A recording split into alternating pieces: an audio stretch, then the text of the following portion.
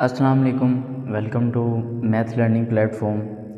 Last video में हमने exercise 1.1 का क्वेश्चन नंबर 2 सोल्व कर रहे थे, जिसके हमने फर्स्ट 4 पार्ट सोल्व किए थे। आज हम इसका जो लास्ट 2 पार्ट्स हैं, जो कि पार्ट नंबर 5 और 6 हैं, उनको सोल्व करेंगे।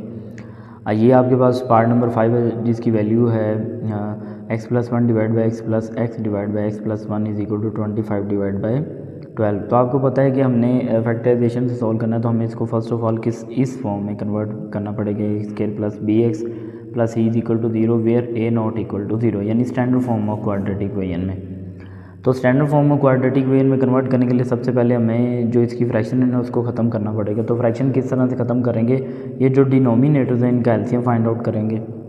एलसीएम बेसिकली क्या होता है, एलसीएम होता है common factors multiply by uncommon factor, यानी अगर हम कॉमन फैक्टर और अनकॉमन फैक्टर को मल्टीप्लाई कर दें तो हमारे पास एलसीएम आता है। तो आप देखिए यहाँ पे कुछ भी कॉमन नहीं है, तो तीनों अनकॉमन फैक्टर्स हैं, तो इसके एलसीएम में तीनों आएंगे। तो हम यहाँ पे लिखेंगे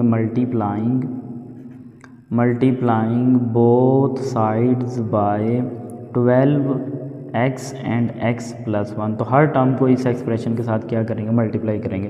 तो 12x x+1 multiply by first term plus 12x x+1 multiply by second term और is equal to 12x x+1 multiply by last term. तो इस तरीके से हम क्या करेंगे, हर टर्म के साथ मैंने क्या कर लिया, मल्टीप्लाई।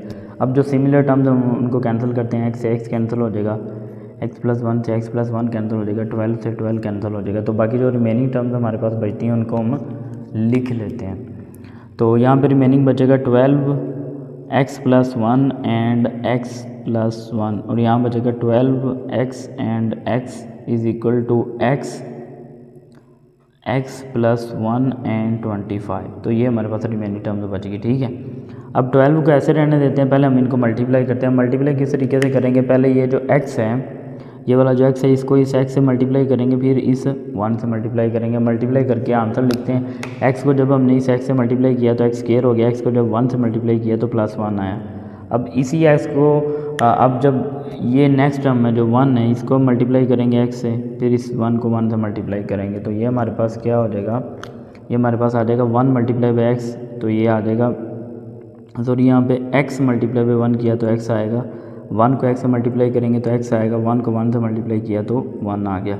अब इनको जब मल्टीप्लाई करेंगे ये हो जाएगा 12x² इज़ इक्वल टू 25 को आप स्टार्ट पे लिखें, इनको मल्टीप्लाई करते हैं तो ये आ जाएगा x की पावर 2, जब इससे किया तो इससे किया तो क्या आ जाएगा x, ठीक है। मज़ीद सिंप्लीफाई इसको जब करेंगे, यानी इससे नेक्स्ट टाइम मैं इसके आगे लिख रहा हूँ एरो लगा के, तो ये आपके पास क्या हो जाएगा 12x², इससे मल्टीप्लाई किया तो क्या हो जाएगा 12x, इसको और इसको थर्ड वाले को मल्टीप्लाई किया इन दोनों को, तो ये हो जाएगा 12x, और जब 12 को इस 1 से मल्टीप्लाई करेंगे तो ये आ जाएगा 12 1 12 और plus 12x² is equal to, अब 25 को जब इससे मल्टीप्लाई करेंगे तो क्या हो जाएगा 25x², और 25 को जब इस x से मल्टीप्लाई करेंगे तो 25x। तो इस तरीके से हमने अब इधर लेफ्ट साइड पे मज़ीद सिंप्लीफिकेशन करेंगे। 12x² और 12x² कितना हो जाएगा आपके पास 24x², 12x एंड 12x कितना हो जाएगा 24x, और plus 12 is equal to 25x² plus 25x। अब जैसा कि आप देख सकते हैं इस साइड पे आपके पास जो x² है उसका जो कोफिशिएंट है वो ग्रेटर है, तो आप क्या करेंगे, इन सारी टर्म्स को किस साइड पे शिफ्ट कर देंगे, राइट साइड पे। तो इधर फिर 0 बचेगा, तो ये हो जाएगा 25x² प्लस 25x, यानी जो दोनों टर्म्स उधर दूसरी साइड पे पहले से उनको पहले से लिखते हैं, ये -24x² हो जाएगा, -24x हो जाएगा और -12, यानी तीनों टर्म प्लस की दूसरी साइड पे जाके क्या हो जाएगी माइनस की। तो 0 इज़ इक्वल टू 25 - 24 कितना आ जाएगा x², 25 - 24 प्लस x और -12 इज इक्वल टू 0। तो ये हो जाएगा x² plus x - 12 is equal to 0। अब ये देखिए कि आपने स्टैंडर्ड फॉर्म में क्वाड्रेटिक इक्वेशन में लिख लिया है, तो अब हम इसके फैक्टर्स ढूंढेंगे। अब फैक्टर देखिएगा ज़रा कैसे ढूंढते हैं, यहाँ पे मैं इसका रफ वर्क करता हूँ। तो ये देखिए x² का जो कोफिशिएंट है वो 1 है और लास्ट पे 12 है, तो 1 multiply by 12 is equal to 12। तो आपका जो नंबर है जिसके आपने फैक्टर बनाने हैं वो है 12। अब 12 के आपने फैक्टर इस तरह से बनाने हैं कि इसके जो दो फैक्टर्स आए उनको मल्टीप्लाई करें तो 12 आए, और ऐड या सब्ट्रैक्ट करने से क्या आए ये सेंटर वाला जो लिखा हुआ है +1 आए, यानी x का जो कोफिशिएंट है वो 1 है और साथ प्लस है तो +1 आना चाहिए। तो आप देखें 12 को मैं पहले डिवाइड करता हूँ 1 के टेबल पे, तो आंसर आएगा 12। तो ये दोनों इसके फैक्टर होते हैं, एक जो आंसर आता है और एक जिस पे आप टेबल पढ़ते हैं। तो ये देखें 12 में 1 ऐड किया कितना बनता है 13, माइनस किया तो कितना बनता है, यानी ऐड करने से क्या बन रहा है 13 और माइनस करने से क्या बन रहा है 11। तो हमें तो 1 चाहिए, तो इसका मतलब ये इसके फैक्टर गलत है। अब 12 को आप डिवाइड करें 2 पे तो आंसर कितना आएगा 6। अब देखिए 6 और 2 को ऐड किया तो कितना बनता है 8, माइनस किया तो कितना आता है 4, लेकिन हमें तो 1 चाहिए, इसका मतलब ये भी इसके फैक्टर गलत है। अब हम क्या करेंगे 12 को डिवाइड करते हैं 3 पे तो आंसर आएगा 4। तो आप जैसा कि देख सकते हैं 4 और 3 को सब्ट्रैक्ट करने से आपके पास 1 आ रहा है। तो हमें फैक्टर्स मिल गए 4 और 3। अब मसला है कि हमें आंसर प्लस में चाहिए या माइनस में चाहिए, तो हमें प्लस में चाहिए, इसलिए ग्रेटर वाले के साथ प्लस और लेस वाले के साथ माइनस, तो +1 आएगा। अब इन दोनों को ज़रा मल्टीप्लाई भी करके देख लें क्या वाकई वो आंसर भी बनता है, यानी दोनों कंडीशन पूरी होनी चाहिए। ऐड सब्ट्रैक्ट करने से सेंटर वाली टर्म आए और मल्टीप्लाई करने से ये जो आपका ऊपर आंसर जिस पर मैंने सर्कल लगाया ये आंसर बनना चाहिए। देखिए प्लस माइनस माइनस और 4 3 12, तो फैक्टर इसका मतलब बन रहे हैं। ठीक है, तो इस तरीके से हमने क्या किया, इसके फैक्टर्स फाइंड कर लिए। तो इसके फैक्टर्स क्या बने 4 प्लस का और -3 का। तो इधर जब लिखेंगे x² + 4x - 3x - 12 = 0, तो इन 3 टर्म्स को हमने कन्वर्ट कर लिया 4 टर्म्स में। जब 4 टर्म्स आएंगी मैंने आपको बताया था कि हम 2 टर्म्स को सोल्व करेंगे एक साथ। तो x कॉमन आया तो ये हो जाएगा x + 4, और यहाँ पे थर्ड टर्म का साइन ही आपने लिखना है, वो प्लस है तो प्लस लिखेंगे, माइनस है तो माइनस लिखेंगे, माइनस। और 3 और 12 का SCF क्या होगा, यानी इनमें कॉमन क्या होगा 3। अब देखिए आपने माइनस भी बाइट लिखी है 3 भी बाइट लिखा है, तो बाकी क्या रह जाएगा x। अब ये माइनस माइनस क्या हो जाएगा प्लस, और 3 का टेबल कहाँ तक पढ़ेंगे 12 आता है 4 = 0। अब आप देखें इन दोनों में आपके पास क्या सेम आ गया x + 4, तो x + 4 और बाकी रिमेनिंग बचेगा x - 3 = 0। तो अब यहाँ से नेक्स्ट हम यहाँ पे इसको सॉल्व करते हैं। तो ये आपके पास हो जाएगा जी x + 4 = 0 एंड x - 3 = 0। तो x = -4, यानी +4 है दूसरी साइड पे जाके माइनस हो जाएगा, और उसके बाद x माइनस क्या, तो दूसरी साइड पे जाके क्या हो जाएगा प्लस। तो ये दो वैल्यूज़ आपके पास आ गई 5th पार्ट के लिए -4 और 3, और ये दोनों इसके क्या होंगे रूट्स होंगे। तो इस तरह से हमने क्वेश्चन नंबर 2 का जो पार्ट नंबर 5 है वो भी क्या कर लिया, सोल्व कर लिया। पहले हमने क्या किया, उसको स्टैंडर्ड फॉर्म में कन्वर्ट किया, और देन हमने उसको क्या किया जी फैक्टराइज किया। अब हम पार्ट नंबर 6 सॉल्व करते हैं। ठीक है, आप देख सकते हैं ये हमारे पास क्वेश्चन नंबर जो 2 है उसका पार्ट नंबर 6 है, जो कि क्वेश्चन नंबर 2 का लास्ट पार्ट है। इसको अब हम सोल्व करने जा रहे हैं। तो आप देख सकते हैं ये भी स्टैंडर्ड फॉर्म में नहीं लिखा हुआ, तो हम क्या करेंगे, इसको स्टैंडर्ड फॉर्म में कन्वर्ट करेंगे। किस तरह से कन्वर्ट करेंगे स्टैंडर्ड फॉर्म में, हम इसको कन्वर्ट करेंगे। सबसे पहले तो हमें इसकी फ्रैक्शन ख़त्म करना पड़ेगी, और ये फ्रैक्शन किस तरीके से ख़त्म होगी, एलसीएम के मेथड से। तो तीनों डिफरेंट हैं, जिसका मतलब तीनों एज एलसीएम यूज़ होंगे। तो हम यहाँ पे लिखेंगे मल्टीप्लाइंग बोथ साइड्स बाय, तीनों फैक्टर्स आएंगे, जिसको मर्जी पहले बाद में लिख सकते हैं, x - 9 x - 3, मैंने इसको तरतीब से ही लिख लिया। तो ये आएगा x - 9 x - 3 and x - 4 multiply by first term, उसके बाद x - 9 x - 3 x - 4 multiply by second term minus x - 9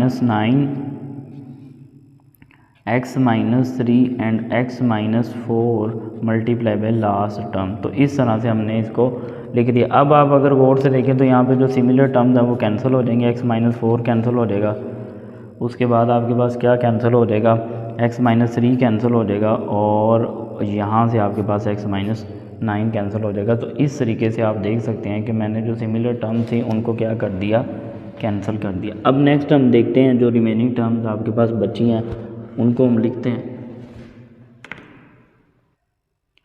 तो रिमेनिंग टर्म्स हमारे पास जो बची हैं वो ये हैं, 2 को पहले लिख लेते हैं, x - 3 x - 4 = तो यहाँ पे जो 1 है 1 से जब इन दोनों को मल्टीप्लाई करेंगे तो ये दोनों ही आंसर आएंगे, तो इसलिए मैं 1 नहीं लिख रहा, x - 9 एंड x - 4 माइनस, और इधर रह जाएगा x - 9 और x - 3। यहाँ पे भी आप देख सकते हैं कि आपके पास 1 लिखा हुआ है, तो उससे जब आप मल्टीप्लाई करेंगे तो 1 आपको लिखने की ज़रूरत नहीं है। तो अब अगर आप गौर से देखें हम ये जो हमारे पास 3 टर्म्स बची हैं 1, 2 और 3, इनमें डबल डबल टर्म्स है और ये मल्टीप्लिकेशन हो रही है, तो हम इसको मल्टीप्लाई करते हैं। तो यहाँ पे फर्स्ट ऑफ ऑल 2 लिखेंगे, x को पहले इससे मल्टीप्लाई करेंगे x के साथ, तो ये x² हो जाएगा। इस x को -4 से करेंगे तो -4x आ जाएगा। इस तरीके से -3 को x से करेंगे तो -3x हो जाएगा। -3 को जब -4 से करेंगे तो क्या हो जाएगा, -+4 3 12 इज़ इक्वल टू। अब इसी तरह x को जब x से मल्टीप्लाई करेंगे तो x² आएगा। ब्रैकेट्स लगानी है यहाँ पे क्योंकि दरमियान में सब्ट्रैक्शन का साइन है, तो हमें बाद में साइन चेंज करने पड़ेंगे। अब इस x को जब आप -4 से मल्टीप्लाई करेंगे तो -4x आएगा। -9 को x से करेंगे तो -9x आएगा। -9 को -4 से करेंगे तो देखिए सिमिलर साइन है तो प्लस आएगा, 9 4 36 आएगा। ठीक है, उसके बाद ये माइनस ऐसे रहने देंगे। x को जब आप इस x के साथ मल्टीप्लाई करेंगे तो x², x को जब आप -3 से मल्टीप्लाई करेंगे तो -3x, -9 को x से करेंगे तो -9x, -9 को -3 से करेंगे तो सिमिलर साइन है तो +9 3 27। तो इस तरीके से हमने इनको क्या कर लिया, मल्टीप्लाई कर लिया। नेक्स्ट अब हम देखते हैं कि हमने इसको कैसे करना है। नेक्स्ट आप देखें, इस 2 को मैं अंदर मल्टीप्लाई कर रहा हूँ तो ये हो जाएगा 2x² -8x -6x और +12 2 24, यानी इस 2 को अंदर जो सभी थे इनसे क्या कर दिया, मल्टीप्लाई कर दिया।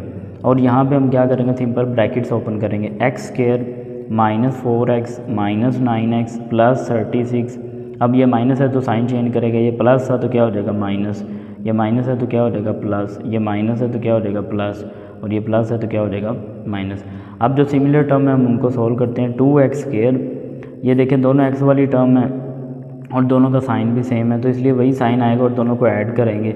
यहाँ पे आपने -1 +14 नहीं लिखना, ये मिस्टेक नहीं करनी। जब सिमिलर साइन हो तो आप ऐड करके हमेशा वही साइन लगाते हैं। +24 इज़ इक्वल टू, यहाँ पे अगर आप देखें तो आपके पास ये जो x² है -x² है ये कैंसिल हो जाएगा। इसी तरह -9x और +9x कैंसिल हो जाएगा। तो इन दोनों को जब आप सोल्व करेंगे तो आपका आंसर क्या आएगा, ये देखें दोनों x वाली टर्म है -4x और +3x, तो ये आपके पास आएगा -x।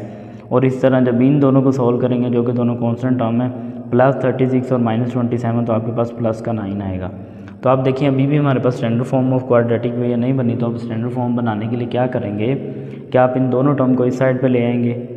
2x² -14x +24 +x -9 is equal to 0, यानी साइन चेंज होने का, माइनस है तो प्लस हो जाएगा, प्लस है तो माइनस हो जाएगा। 2x² ऐसे रहेगा -14 एंड +1 तो -13x आएगा और +24 -9 तो +15 इज इक्वल टू 0। तो आप देख सकते हैं कि ये आपके पास standard form of quadratic equation आ गई है। अब हम इसके वो नंबर ढूंढेंगे जिसके फैक्टर्स बनाने हैं, तो यहाँ पे हम इसका बाकी का जो पार्ट है वो हम यहाँ पे सॉल्व करेंगे इस जगह पे, और यहाँ हम इसका क्या करते हैं, रफ वर्क करते हैं। अब वो देखिए कैसे करेंगे, फैक्टर हमने जो ढूंढने हैं। x² का कोएफिशिएंट 2 है और लास्ट नंबर 15 है, तो लिखेंगे 2 × 15, तो आपके पास आंसर बन रहा है 30। अब 30 के आपने फैक्टर बनाने हैं कि उन दोनों को प्लस या माइनस करने से -13 आए और मल्टीप्लाई करने से 30 आए, तो आप 30 को पहले 1 पे डिवाइड करें तो आंसर आएगा 30। अब ये देखें ये दोनों इसके फैक्टर्स हैं 30 और 1, तो इन दोनों को ऐड या सब्ट्रैक्ट करने से आपके पास -13 नहीं आ रहा, तो आप इसको कहेंगे कि ये गलत है। अब 30 को डिवाइड करेंगे 2 पे, इसके फैक्टर ज़रा आपने ध्यान से अच्छे से समझने तो आंसर आएगा 15। अब जल्दी से बच्चे क्या करते हैं जी, 15 में से 2 माइनस करेंगे तो 13 आ रहा है।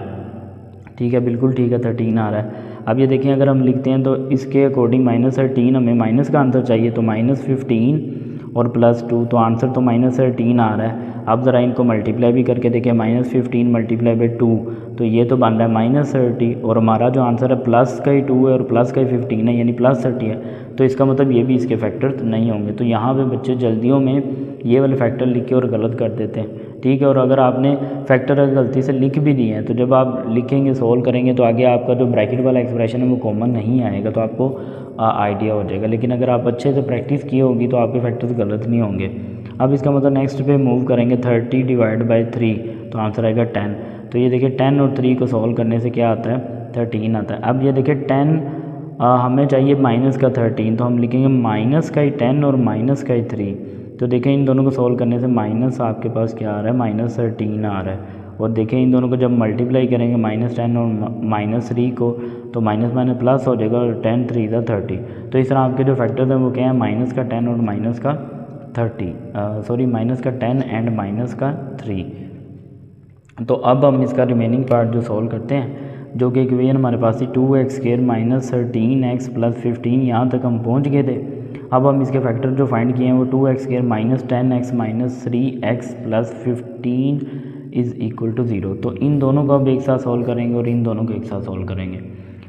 तो इन दोनों में अगर आप देखें 2 और 10 में से कॉमन आ रहा है 2, और x² और x में से कॉमन आ रहा है x, तो 2 भी कॉमन है और x की पावर 1 भी कॉमन है, तो एक पावर अंदर आ जाएगी यानी x, और -2 5 ज़ा 10 और x कॉमन लिया हुआ है। तो ये कॉमन लेने के बाद आंसर कैसे लिखना है मैं ऑलरेडी आपको बता चुका हूँ कि आप नंबर को ऊपर लिखेंगे और कॉमन वाले पार्ट को नीचे लिखेंगे और डिवाइड करके आंसर लिखेंगे इस तरीके से, ठीक है। अब यहाँ पे मैंने आपको बताया था कि आपने थर्ड टर्म का जो साइन है वो लिखना है, माइनस लिखेंगे, और 3 और 15 में से क्या कॉमन होगा 3, और x वापस x रिमेनिंग रह जाएगा, यानी माइनस भी बाहर है 3 भी बाहर है, तो x अंदर लिख देंगे, और माइनस प्लस -3 का टेबल कहाँ तक पढ़ेंगे 15 आता है, 3 5 ज़ा 15 = 0। अब आप देख सकते हैं कि ये जो दोनों ब्रैकेट्स हैं ये आपकी क्या आ गई हैं, सेम, ठीक है। और एक बात आपने याद रखनी है कि एक जो नंबर होता है ना उसके यूनिक फैक्टर, यानी वो 2 फैक्टर्स होंगे जिनके लिए ये वाली जो कंडीशन है सेटिस्फाई होगी, कोई और 2 फैक्टर्स नहीं होंगे, ठीक है। तो x - 5 कॉमन आ गया, तो बाकी बचेगा 2x - 3 = 0। तो x - 5 = 0, ठीक है, और 2x - 3 = 0। तो x क्या हो जाएगा, दूसरी साइड पे जाके +5, और यहाँ से आप पहले 3 को दूसरी साइड पे लेके जाएंगे, और फिर उसके बाद आप क्या करेंगे, लिखेंगे x = 3/2। तो इस तरह से ये 2 आपके पास इसके क्या आ गए, सोल्यूशन आ गए। अब इसको आप सोल्यूशन सेट में लिख दें, 3/2 को पहले लिख लें और 5 को बाद में लिख लें। तो इस तरह से हमने इसका क्या कर लिया, सॉल्व कर लिया जो लास्ट वाले 2 पार्ट थे फैक्टराइजेशन वाले, ठीक है। अब आपको एज ए होमवर्क में फैक्टराइजेशन से रिलेटेड 2 क्वेश्चन देता हूं जो कि आपने खुद सॉल्व करने हैं, और उनके जो आंसर्स हैं वो नेक्स्ट वीडियो में मैं आपसे शेयर करूंगा, तब तक आपने उनको सॉल्व करना है। अल्लाह हाफिज़। ये जो 2 क्वेश्चन आपको स्क्रीन पे नज़र आ रहे हैं ये दोनों आपके क्या हैं, होमवर्क हैं। इन दोनों को आपने फैक्टराइजेशन के मेथड से सॉल्व करना है, और नेक्स्ट वीडियो में इंशाल्लाह मैं आपके साथ इसका सोल्यूशन भी शेयर करूंगा, और आपने इसको पहले खुद सॉल्व करना है, फिर अपनी जो मिस्टेक्स है वो देख लेनी है। इसकी मैं जो वैल्यू एक दफ़ा रिपीट कर देता हूँ, 6x² - 13x + 5 = 0।